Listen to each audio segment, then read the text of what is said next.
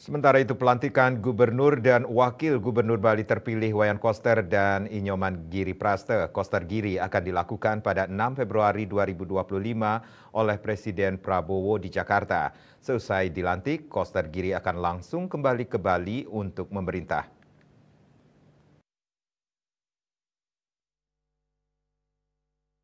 Kepala Biro Umum dan Protokol Sekretariat Daerah Provinsi Bali Iwayan Budiase mengatakan bahwa tidak ada agenda penyambutan khusus yang disiapkan untuk kedua pemimpin Bali ini setelah pelantikan. Meskipun demikian, masyarakat tetap diberikan kesempatan untuk menyambut gubernur dan wakil gubernur terpilih tersebut ketika mereka tiba kembali di Bali.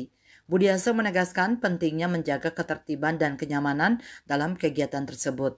Di sisi lain, penjabat PJ Gubernur Bali Sangmade Mahendra Jaya mulai mempersiapkan diri untuk menyelesaikan tugasnya menjelang berakhirnya masa jabatan. Proses tersebut melibatkan pemberesan sejumlah fasilitas baik di kantor maupun rumah jabatan.